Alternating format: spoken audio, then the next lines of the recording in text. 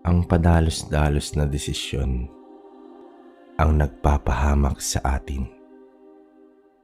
Simula pa man noon ay marami ng tribo ang nagkakalat sa buong bansa.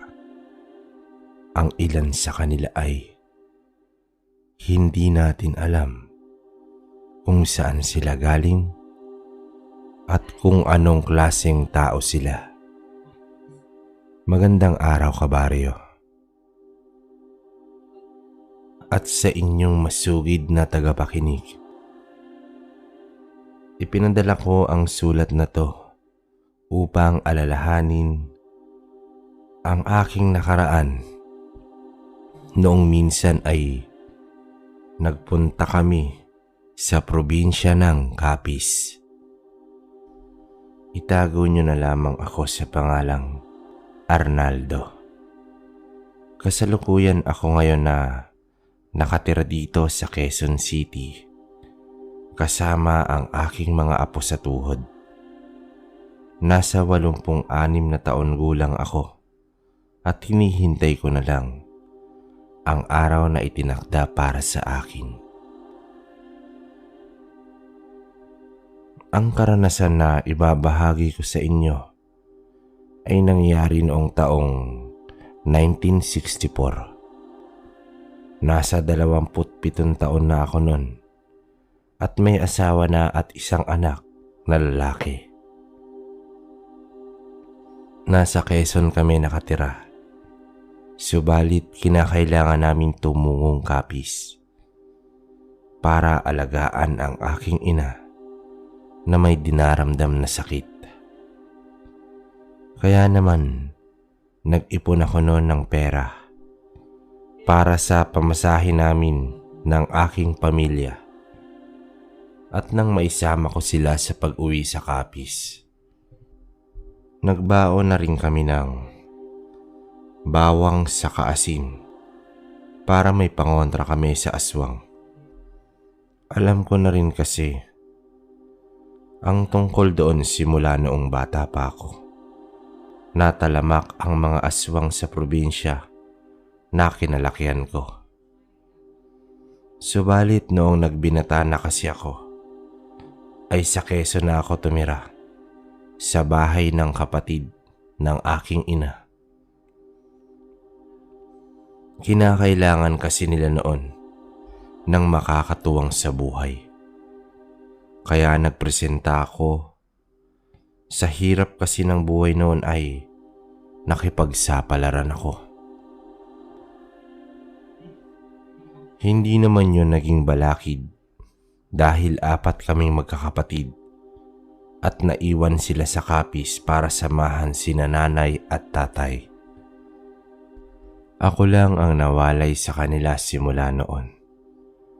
Kaya nang magkaroon na rin ng pamilya ang mga kapatid ko, ay naiwan sina nanay at tatay na mag-isa sa bahay. Napag-usapan naming magkakapatid na ako na raw ang mag-aalaga kay nanay bilang pambawi ko na rin sa kanila. Sa ilang taon kong nawalay at wala sa bahay, hindi naman ako tumanggi at wala naman yun para sa akin. Nakapag-ipon naman ako kaya ako na ang nagpresenta. Nang makababa kami ng bus ng aking pamilya sa terminal ng Capiz, ay agad akong nagpara ng tricycle at nagpatid sa aming bahay dati. Yon ang unang beses na nakatungtong sa probinsya ang aking asawa at anak.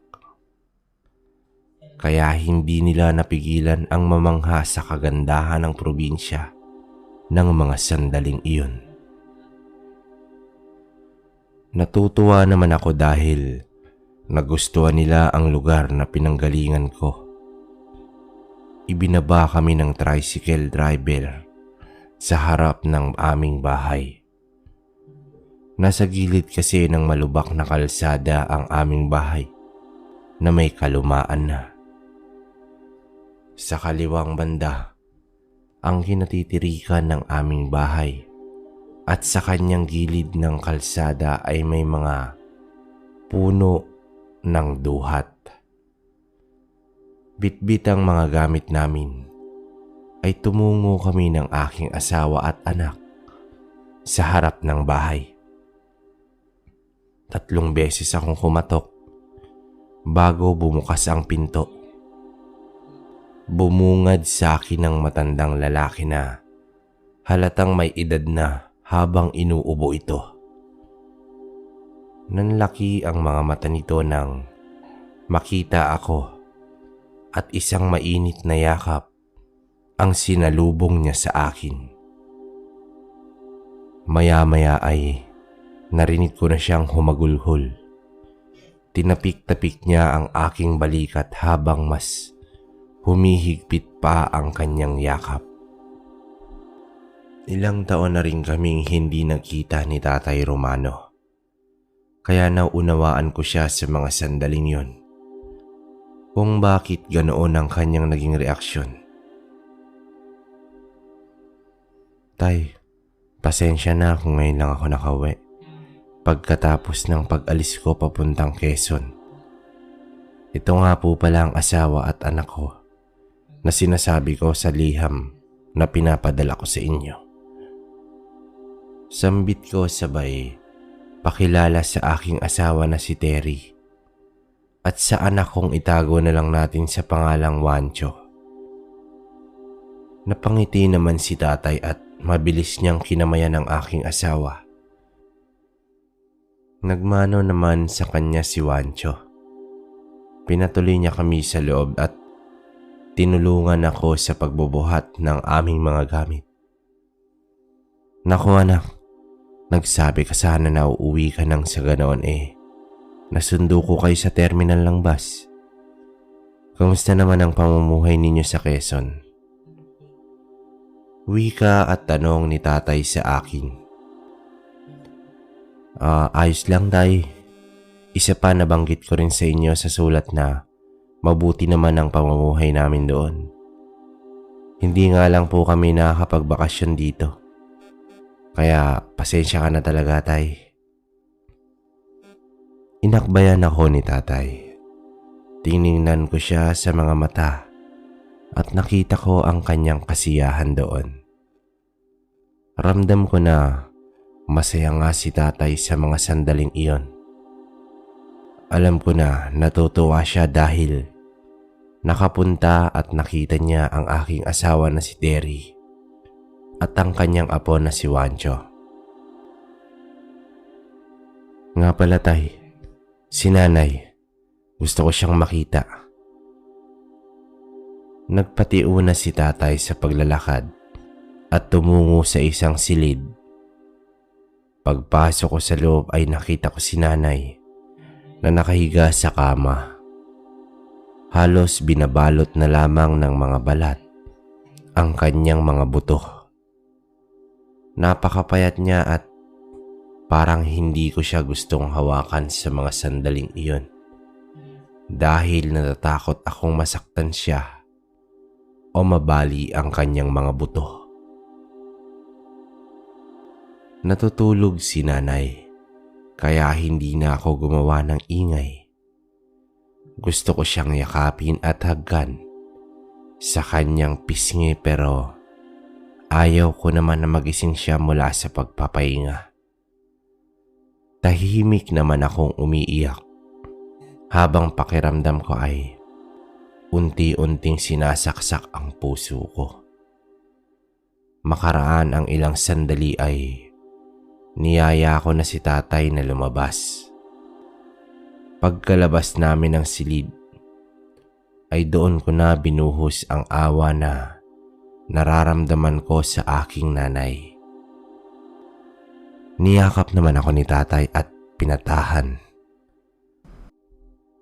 Napatingin sa akin si Terry at ang anak kong si Wancho.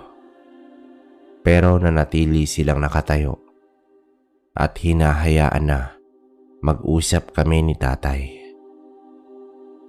Tay, ano po bang nangyari kay nanay? Anong sakit niya? Tanong ko kay tatay. Huminga ng malalim si tatay at napahilamos sa kanyang muka. Hindi ko rin alam, anak, kung ano ang sakit nito. Nangyari lang yan nang binihag siya ng tribo na naninirahan sa kabilang bundok. Nawala siya ng 2 araw at pagbalik niya ay ganyan na ang nangyari sa kanya. Pinatingin ko naman siya sa albularyo at ang sabi na aswang raw ang nanay mo. May nagsabi naman na niyanggaw daw ito, kaya ganyan. Pero wala naman akong napapansin na kakaiba sa kanya. Dinala rin namin sa ospital at ang sabi ng doktor, may sakit daw sa tiyan ng nanay mo. Kumunot ang aking noo sa kwentong iyon ni tatay. Sa hinaba ng kanyang sinabi, ang tanging pumasok lang sa isip ko ay ang tribo na kumuha kay nanay at ang tungkol sa aswang. Malaki ang posibilidad na ganoon ang nangyari. Tay, pinagamot niyo na po ba siya sa albularyo? Tanong ko sa aking ama. Umiling si tatay. Tinanong ko rin siya kung sino ang tribo na tinutukoy niyang naninirahan sa kabilang bundok ng aming baryo. Sinabi niya sa akin na pinaghihinala ang aswang ang mga tribo na to, na bagong salta lang doon sa aming lugar. Noong una raw ay akala ni tatay ay mga dayo lang. Pero nang makaraan ang ilang araw, nagtayo ng mga bahay kubo at bahay-bahayan ng mga tribo na ito sa bundok.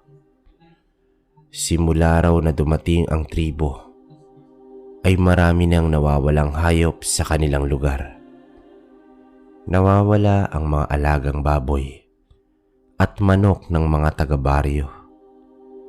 Maski raw mga kalabaw o kambing. Minsan 2 beses daw na mangyayari sa isang buwan o kaya ay 3 beses. Ganoon daw ang unang nangyari hanggang sa makalipas daw ang mga ilang buwan ay may nawawalang mga tao at hindi na makita o matagpuan ito. Naisumbong na rin daw nila sa pinuno ng nayon. Nangyari naman na sinubukan daw na puntahan ng mga tanod subalit hindi na nakabalik ang mga ito ng buhay. O kung makabalik man ay bigla na lamang nagkakasakit tulad daw ng sakit ni nanay.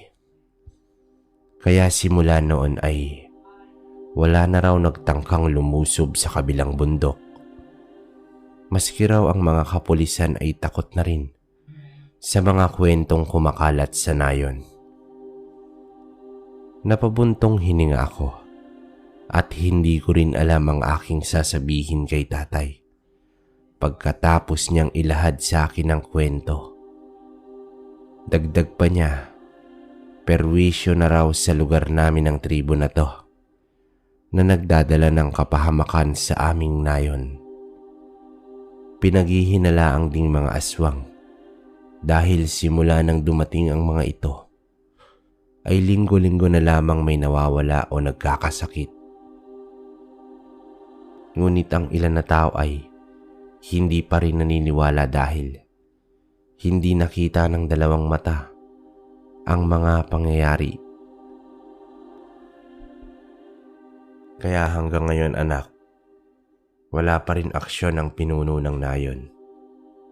Wala na rin kaming magagawa dahil natatakot din ng mga iba na mapahamak ang kanilang pamilya.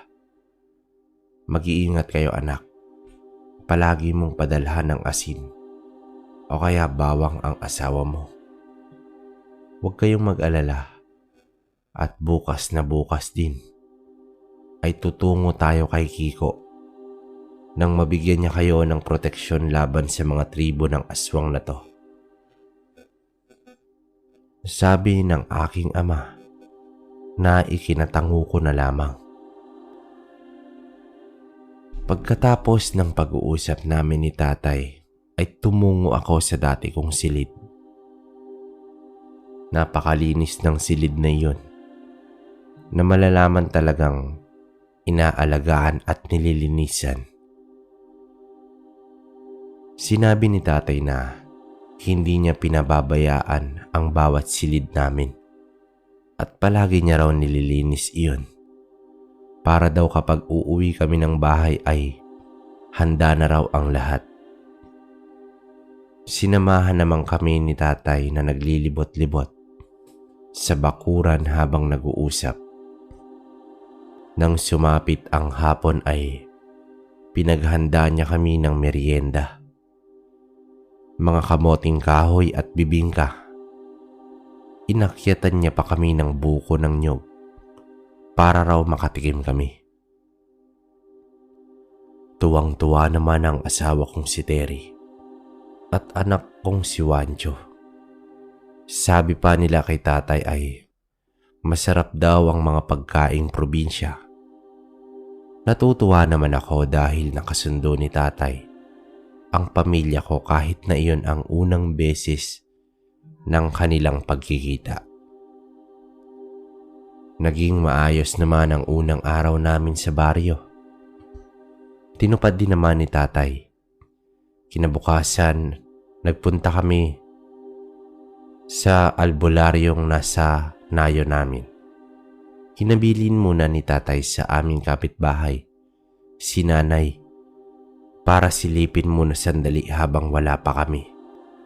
Mabuti naman at pumayag ito. Binigyan kami ng isang anting-anting ng albularyo na siyang kinakatakutan daw ng aswang. Sa pamamagitan daw nito ay hindi raw kami malalapitan ng may mga masasamang loob. Pagkatapos niya kaming bigyan ng anting-anting, ay dinasalan niya kami at binigyan ng ilang paalala tungkol sa anting-anting na kanyang ibinigay. Pinaalalahanan niya rin kami sa tribo na nasa aming baryo. Sabi pa ng albularyo na si Mang Kiko, malakas daw ang mga ito. Itong klase ng aswang at hindi raw basta-basta matatalo. May kakayahan din daw ang mga ito magbigay ng sakit sa taong gusto nitong biktimahin. At yun daw ang pinag-aaralan niya kung paano yun pagagalingin. Sa mga sandaling raw iyon ay wala pa siyang kakayahan na gawin ang bagay na yun dahil limitado pa ang kanyang kaalaman. Pero wag daw kami mag-alala at gagawin daw niya ang lahat para matulungan ang aming mga taga-baryong na biktima noon. Pagkatapos ng mahabang pag-uusap ay tumungo kami sa bayan para mamalengke. Binili na namin ang lahat ng mga kakailanganin sa bahay para hindi na kami labas ng labas. Lalo pa at malayo ang baryo namin sa bayan. Umuwi na rin kami agad ng bahay. Agad kong pinuntahan si nanay sa kanyang silid. Noong makita niya ako ay agad itong humagulhol sa iyak. Niyakap ko siya ng marahan at hindi ko na rin mapigilan ang pagtulo ng aking mga luha. Marami akong kwento sa kanya at nanatili lamang siyang nakikinig sa akin. Gusto sana niyang magsalita pero hindi man lang niya magawa. Naaawa ako noon kay nanay at nagagalit ako sa mga tribo na may gawa nito.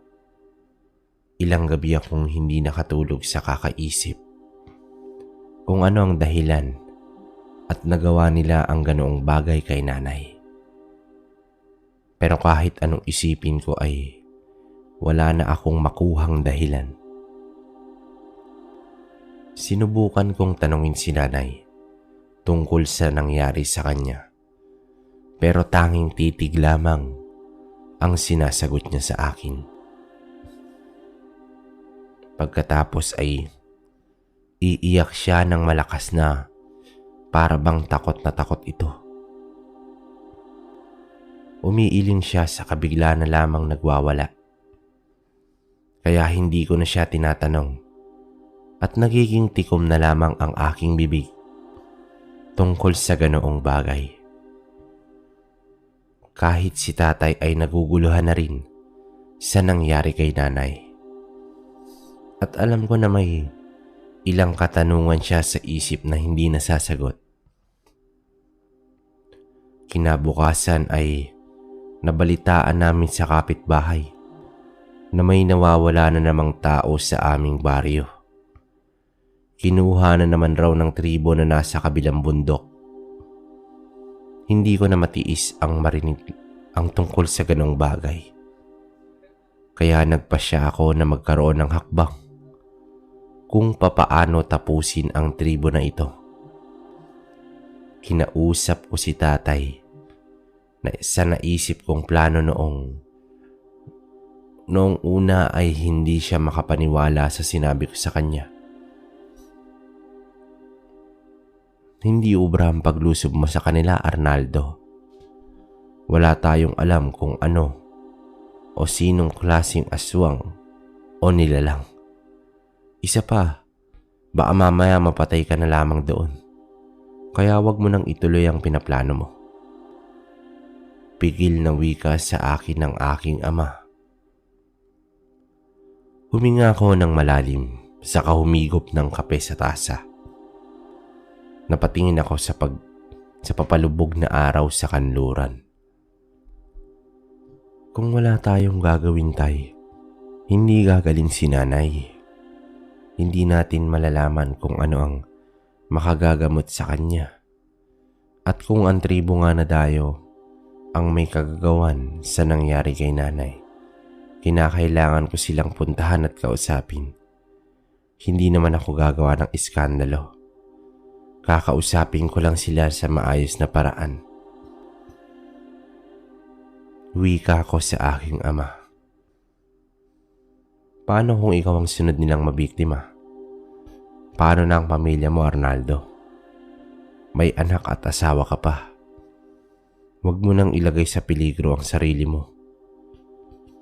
Matigas na saad sa akin ng aking ama. Naging tahimik ako saglit. Napaisip ng malalim. Napagtanto ko na may punto si tatay. May pamilya ako na umaasa sa akin. Kung padalos-dalos ako ay paniguradong ikakapahama ko. Hindi na ako nagpumilit pa kay tatay at tumango na lamang ako sa kanyang sinasabi. Pero naglalaro sa isip ko ang mga posibleng mangyari. Hindi rin ako mapanatag habang walang ginagawa para sa paggaling ni nanay.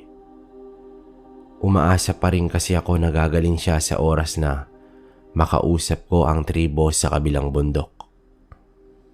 Kaya hindi ako nagsabi kay tatay nang tumungo ako sa albularyo. Humingi ako ng tulong kay Mang Kiko.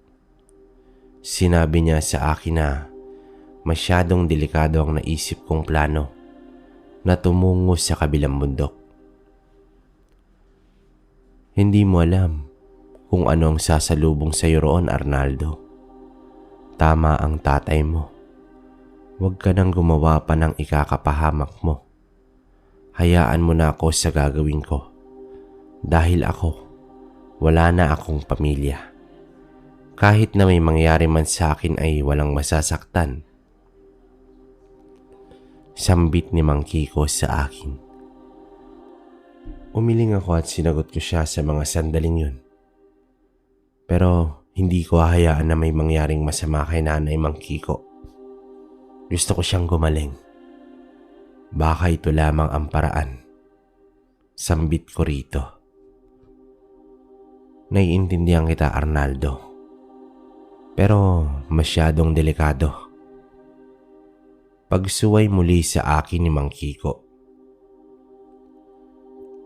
Pero sa mga sandali na iyon, buo na ang desisyon ko, kaya hindi ako nagpatalo kay Mang Kiko. Wala na rin siyang nagawa kundi ang pumayag sa gusto ko. Pinagplanuhan naming mabuti kung paano kami pupunta sa kabilang bundok para kausapin ang tribo. Pero magdadala kami ng pangontra sa aswang at ng mga anting-anting na binigay niya sa amin. Kung sakali rin daw na salakayin kami ng tribo, ay magdadala kami ng armas para may panlaban kami. Natuwa naman ako dahil suportado ako ni Mang Kiko sa mga sandaling iyon. Alam ko na napipilitan lang din siya pero binigay niya na rin ng mga nalalaman niya kung papaano namin matatalo ang aswang. Hapon na ako nakauwi at malapit nang sumapit ang dilim. Pinapadali na rin ako ni Mang Kiko na umalis sa kanila at wag daw ako magpaabot ng dilim sa labas. Lalo na raw at may tribo ng aswang sa kanilang bundok. Nagmandali naman ako sa daan pauwi. Pero nagdala ako ng itak at buntot ng pagi na bigay sa akin ni Mang Kiko. Mabuti na raw at may panlaban ako kung sakali man na abangan ako ng aswang sa daan. Sa totoo lang ay natatakot ako habang naglalakad sa daan. Pero panay ang dasal ko. Nasala, wala akong makasalubong na aswang. Noong sa kalagitnaan na ako ng aking paglalakad at unti-unti nang kinain ng dilim ang buong paligid, bigla na lamang akong napatigil nang may makita akong isang anino na dumaan sa kalayuan. Binundol ng kaba ang aking dibdib habang nanlalaki ang mga mata. Mabilis ang mga hakbang kong ginawa, saka binaliwala iyong nakita ko. Pero naramdaman ko na may sumusunod sa aking likuran. Makaraan ng ilang sandali ay nakarinig ako ng kaluskos at isang mahinang huni ng ibon. Humigpit ang pagkakahawak ko sa buntot ng pagi at sa itak na nasa aking bewang nakasabit. Narinig ko ang papalapit na kaluskos sa aking kinaroroonan. Lumingon ako sa aking likuran at ganoon na lamang ang panlalaki ng aking mga mata nang makita ang isang aswang. May nagbabagay itong mga mata na may mukha ng isang aso subalit may katawan ng isang tao. Punong-puno ang katawan nito ng balahibo. May mahabang mga pangil at mga kuko sa kamay at naglalaway na wari bang gutom na gutom. Hindi ako nakakilos sa aking kinatatayuan. Wari bang natuod ako at halos mawala ng hininga. Rinig na rinig ko ang tibok ng aking puso nang dumating ang ilan pa nitong kasamahan. Nagpumilit akong makawala mula sa pagkakasakal sa akin ng aswang. Subalit, mas malakas siya kaysa sa akin. Kaya hindi ako makawala rito. Nagpumiglas ako pero kahit anong gawin ko ay wala pa ring nangyari. Sinubukan ko siyang hampasin ng pagi na hawak ko. Pero nahawakan niya agad ang aking kamay. Maya-maya, nabitiwan niya ako habang puno ng kalituhan ng mga mata nito. Tiningnan niya ang isa netong kasama sa katinanguan. Naramdaman ko na lamang ang malakas na paghampas sa aking likuran. Dahilan para mawalan ako ng malay. Maingay ang buong paligid.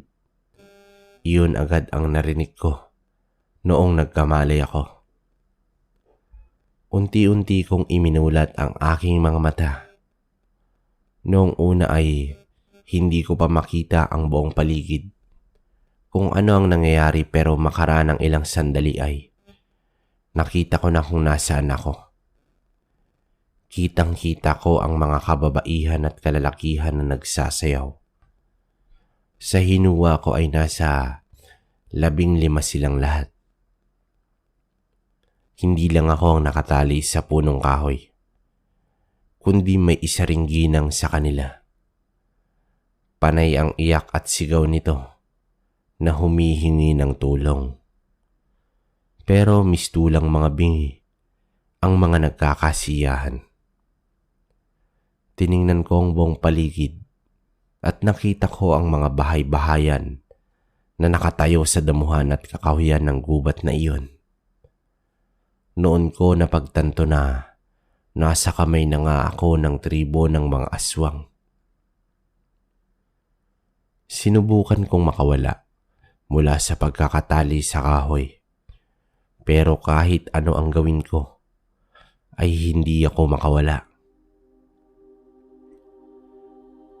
Nagkakasiyahan ng mga aswang habang nagsasayaw palibot sa apoy na kanilang ginawa. May dinadasal sila na kung anong lengguwahe na hindi ko maintindihan. Pero alam ko na ritual ang ginagawa nila. At sa bawat paglipas ng sandali ay pinagpapawisan ako ng malagkit. Wala na akong maisip na paraan kung ano ang gagawin ko.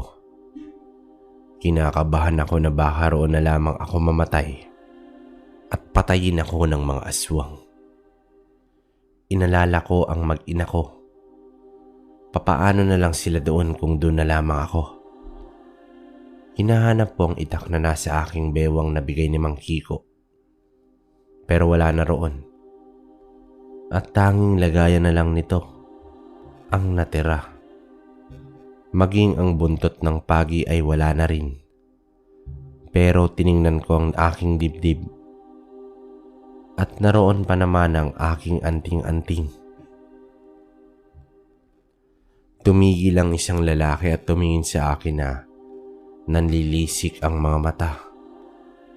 Lumabas ang mga pangil nito noong ngumiti siya sa akin. Mukhang takam na niya akong kainin ng mga sandaling yun. Pero pinigilan siya ng isa pa niyang kasamahan. Narinig ko ang sinabi nito na hindi raw ako pwedeng lapitan dahil mainit daw ang katawan ko kapag hahawakan. Tiniis lang daw nila ang sakit noong itali ako. Noon napagtanto ko na dahil sa anting-anting na bigay ni Mang Kiko ay nakaramdam sila ng sakit. Napatawa ako ng bahagya. Kahit papaano ay nabuhayan ng pag-asa ang loob ko. Hindi ko akalain na may magagawa rin pala ang anting-anting. Bumalik ang dalawang lalaki. Umikot sila sa apoy habang nagsasayaw at nagpupugay sa hindi ko kilalang Diyos nila. Sa mga oras na yon, hindi ako makapaniwala na buhay pa pala ang mga tribo at hindi ko akalain na aswang ang mga ito. Tiningnan ko muli ang ginang na tumatahimik na at hindi nagsisigaw. Siguro napagod na rin at sumakit ang lalamunan. Pero rinig ko ang kanyang hagulgol at panalangin. Pinagtatawanan lamang siya ng ilang miyembro ng tribo na malapit sa kanya. Sinusubukan kong muling luwagan ang tali sa aking kamay. Tiniis ko ang hapdi na nararamdaman sa tuwing hihigpit ang tali sa kabila kong kamay. Hindi ko tinigil ang paggalaw sa tali. Hanggang sa lumuwag na ito at nakawala ang aking kamay. Noon ay tapos na rin ang kanilang ritual. Tumigil ang 3 lalaki at lumapit sila sa ginang. Kinuha nila ito sa tali at persahang dinala sa kanilang pwesto. Kitang-kita ko ang malaking kawa na inilagay nila sa nagbabagang apoy. Nilagyan nila iyon ng tubig at hinintay na kumulo. Lahat ng nangyayari ay napakabilis at hindi ko akalain na masasaksiyan iyon ng dalawang mata ko. Ikinuyom ko ang aking dalawang kamay at mabilis na kinalas ang tali sa aking dalawang paa. Mabuti na lang at walang bantay sa aking pwesto at abala ang lahat sa pagsalubong sa kanilang kasiyahan. Tumungo ako sa kabilang bahagi ng aking kinatatayuan. Sumilip ako sa isang bahay at naghanap ng mga patalim o anumang pwedeng panglaban sa mga ito. Pero wala akong makita na kahit na anong patalim. Hanggang sa nakakita ako ng isang piraso ng kawayan na matulis ang dulo. Pinulot ko yon at saka ako nagkubli sa mayabong halaman. Nagdasal ako ng taimtim bago lumabas mula roon. Anong binabalak ninyong gawin sa kanya, ha? Malakas kong sigaw. Tinatago ko ang inig ng aking tuhod at buong kalamnan habang nakatingin sa buong tribo. Tumigil ang lahat sa pagsasagawa nila ng ritual at sabay-sabay silang tumingin sa akin. Ang isang lalaki na may puting buhok ang sumagot sa akin. Sa hinuwa ko, ang lalaki na may puting buhok ang siyang pinuno ng tribo nila. Sabi nito ay paano raw ako nakawala at ang lakas din daw ng loob ko na harapin sila. Pero hindi ako nagpatinag sa kanilang itsura at pananakot na ibinibigay sa akin. Sa halip ay tumawa ako ng malakas na alam kong may kaba at takot na naririnig doon. Maya-maya ay lumapit sa akin ng isang babae at sinubukan akong sakalin sa leg pero agad itong sumigaw bago pa ako nito hawakan. Nanlilisik ang mga mata niyang nakatingin sa akin. Ramdam ko ang galit niya na nagmumula roon. Napangiti ako nang alam ko ang nangyari sa kanila dahil sa aking suot na anting-anting. Wala akong sinayang na oras at agad kong itinarak sa kanya ang matulis na kawayan. Nanlaki ang mga mata nito habang nakatitig sa akin. Dahil sa nangyari ay nagulantang ang mga kasamahan niya. Nabitiwan ng mga ito ang isang ginang na ilalagay na sana nila sa malaking kawa. Mabilis na nagpalit ng kanilang anyo ang mga kalalakihan at kababaihan. Isang malaking aso na may katawan ng tao. Masasabi kong nakakahindik ang kanilang itsura. Tinapangan ko ang aking loob habang hinihintay silang sugurin ako. Napamura ako ng ilang beses dahil sa ginawa ko sa walang pag-iisip na iyon. Pero sa mga sandaling yun, hindi ko hahayaan na mamatay na lamang ako. Subalit, napakunot ang noo ko nang bigla na lang natumbang dalawang lalaki na nasa hulihan. Tiningnan ko sa hindi kalayuan at nakita ko si Mang Kiko na may dalang isang baril na gawa sa kahoy. Tumatakbo siya papunta sa akin. Tumigil na kayo mga aswang. Huwag kayong magkasip ng lagim sa lugar namin. Bawiin na ninyo ang sumpa na binigay ninyo sa ilang tao na naririto sa aming baryo. Hindi pa ba sapat ang pambibiktima ninyo at nagkalat pa kayo ng sumpa? Sigaw ni Mang Kiko na puno ng galit at tapang. Napatigil ang mga aswang sa sigaw na yon ni Mang Kiko at napatingin sila sa matanda. Napalunok ako ng sunod-sunod habang hinihintay na makalapit sa akin si Mang Kiko. Noong makalapit na siya sa akin ay agad akong pumwesto sa likuran niya. Pero nanatili pa rin ang pakiramdam ko sa buong paligid. Humangos ang isang kakaibang aswang na siyang pinuno ng tribo. Galit na galit itong sumagot kay Mang Kiko. Gusto lang din daw nilang makahanap ng pagkain, kaya sila dumadayo sa iba't ibang baryo para manghasik ng lagim. Sadyang nagustuhan lang daw nila na manirahan sa baryo namin. Sinubukan muli silang kausapin ni Mang Kiko. Bawiin na ninyo ang mga sakit na ibinigay ninyo sa tao. At umalis na kayo. Magpakalayo-layo at huwag dito sa baryo namin. Kung hindi pa kayo aalis, mapipilitan akong saktan kayo at parusahan.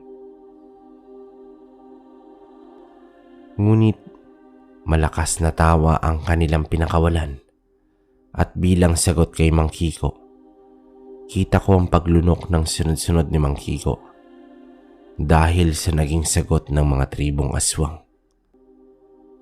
May hinugot na isang bato si Mang Kiko mula sa kanyang bulsa at ipinakita ito sa mga aswang. Natigil sa pagtawa ang mga ito at napatingin sa batong hawak ni Mang Kiko. Talagang pinipilit ninyo akong gawin ito. Pues, pasensyahan na lang kung hindi kayo makalabas lahat ng buhay sa gubat na to. Wala rin kayong pagsisisihan dahil kinausap ko na rin kayo. Sinubukan ko kayong bigyan ng 2 pagkakataon, pero mas pinili ninyo ang magpakasama. Umiling-iling ang mga aswang. Ang iba ay umaatras papalayo kay Mang Kiko at ang iba naman ay tumatakbo papalapit sa amin para kami ay sugurin. Sinigawan ko si Mang Kiko. Itinuloy niya ang kanyang binabalak at ako na ang bahala sa mga sumusugod sa amin. Tumango naman si Mang Kiko sa akin. Hinanda ko ang kawayan na matulis ang dulo at saka hinintay ang mga aswang na sumalakay sa amin. Pero huminto sila nang sumigaw ang kanilang pinuno habang nakatingin kay Mang Kiko. Nagsalita si Mang Kiko ng Latin habang nakatingin sa kawalan at hindi kumukurap-kurap. Makaraan ang ilang sandali ay sumigaw ang mga nilalang na para bang sinusunog sila sa naglalagablab na apoy. Naisip kong nakiusap ang pinuno ng aswang kay Mang Kiko. Naitigil na ang pagpaparusa sa kanila. Subalit hindi tumigil si Mang Kiko. Sa 3 beses na pakiusap ng aswang ay huminto na rin ang matanda. Tiningnan niya ang mga aswang at sinabihan ng mga ito na bawiin ang sakit na ibinigay nila sa baryo. Tumango naman ang pinuno ng mga aswang at may salita itong binitawan. Pagkatapos nun ay unti-unti na silang bumalik sa tao nilang anyo. Gumawa ng kasunduan si Mang Kiko sa dahon ng saging. Binigyan niya rin ng marka ang mga ito bilang pagpapatunay na totoo ang kanilang kasunduan. Ako, sa mga sandaling yun ay namamangha sa buong pangyayari. Hindi ko inakala na may ganun pa pala sa buhay ng tao na hindi nalalaman ng karamihan. Nangako rin ang tribo na bukas ay aalis na sila sa aming baryo. Noong tapos ng kasunduan ay Bumalik na ang mga aswang sa kanilang mga bahay upang mag-ayos ng kanilang gamit. Si Mang Kiko naman ay nanatiling nakatayo habang nakatingin sa buong paligid. Pagkaraan ng ilang sandali ay may sinulat siya sa dahon na ng saging sa katinupi iyon at sinunog habang nag-uusal ng dasal. Kinabahan ako sa ginagawa ni Mang Kiko. Noon ko lang nalaman na marami pa palang nagagawa ang mga albularyo. Huminga ako ng malalim. Nang tiningnan ko na si Mang Kiko, saka ko ito inayang umalis. Habang sa daan ay marami akong mga tanong sa kanya na hindi naman niya sinasagot. Ang sabi na lang sa akin ni Mang Kiko, umuwi na raw ako sa amin at baka hinahanap na raw ako ng aking pamilya. Nagpasalamat din siya dahil walang nangyari sa aming masama. Mabuti na lang daw at nakarating siya sa tamang oras noong kinutuban siya na may nangyari sa aking masama. Ilang beses pa akong nagpasalamat kay Mang Kiko bago kami naghiwalay. Nagpasalamat din ako sa Diyos dahil hindi niya ako pinabayaan at nakauwi ako ng ligtas.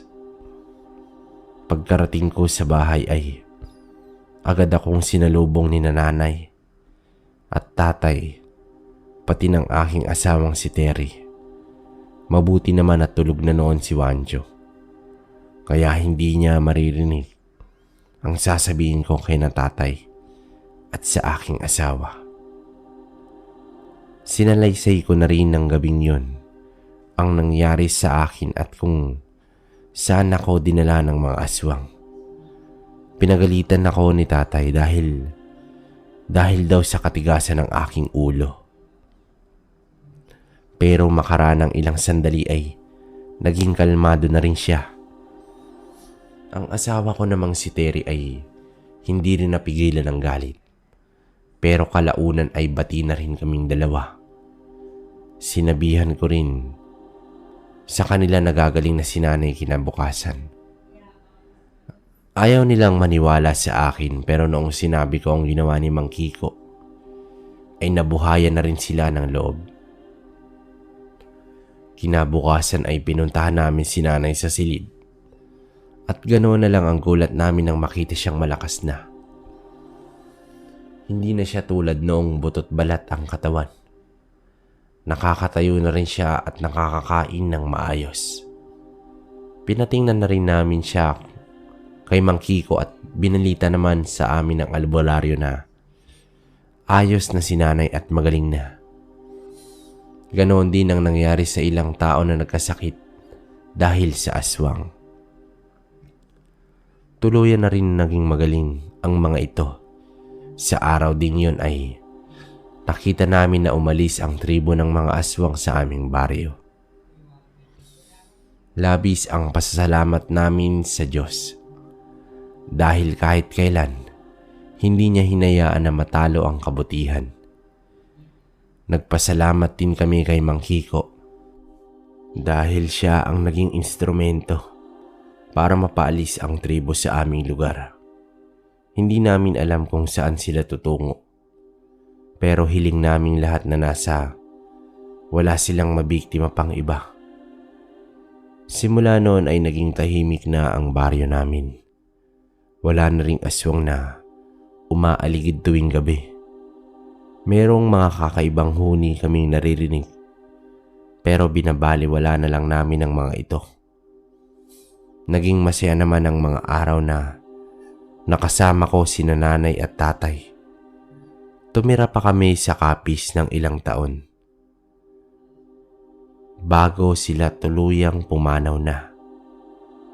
Hanggang sa mga sandaling to ay hindi ko pa rin makakalimutan ang nangyari sa akin sa Capiz. Napaka-misteryo ng lahat pero hindi ko akalain na talagang mangyayari yun sa akin. Nagpasalamat ako dahil nabuhay ako at wala sa aking masamang nangyari.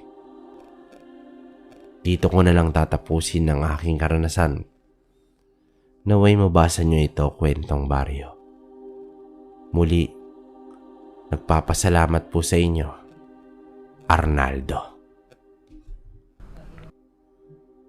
Yun, so, opinion ko sa kwento ni Arnaldo, no? Totoo naman talaga na noong mga panahon na yun merong ganitong klase ng tribo. Hindi lang natin maihahanay sa kung anong klase bang aswang, pero ang ginagawa naman kasi nila, hindi nila niyayanggaw. Kumbaga, siguro kapistahan nila, nanginginain sila dun sa baryo hanggang sa nagustuhan nila. Saka, yun nga, lugar ng kapis. Alam nyo naman, kahit si Arnaldo mismo, di ba? Ultimo nanay niya, saka tatay niya naging biktima. Sa si Mang Kiko, ang galing nun. Di ba? Hindi natin alam kung anong anting-anting na binigay kay Arnaldo. Saka yung baril, no? Na siguro yung bawat bala ng baril na gamit ni Mang Kiko, merong usal. Kaya talagang pag tinamaan yung aswang, literal na mangangayaw, di ba? So, yun lang muna mga kabaryo. Pasensya na nga pala sa boses ko kasi may sipon ubo ko ngayon kaya medyo hindi maganda yung timbre. Pero nakukuha naman, konting pahinga lang sa tubig-tubig lang. So, yun siguro yung shoutout ko kabaryo sa next kwento ko na yung mga magko-comment dito sa kayong mga nakaraan na hindi ko na shoutout. Tapos, doon ko na lang siya lagi ilalagay sa likod. Saka nga pala, para hindi rin kayo malito kabaryo, ang uploading namin is every 12 to 2 p.m. Yan. Tapos, other day, o kung umokay na ako, i-daily na natin para hindi kayo nahuhuli sa mga kwentong pinapadala sa atin. So, muli, yun lang kabaryo. Hanggang dito na lang. Comment kayo sa baba. Saka kung hindi pa kayo nakasubscribe, kayo nang bahala dyan. Hanggang sa susunod. Maraming salamat sa inyo.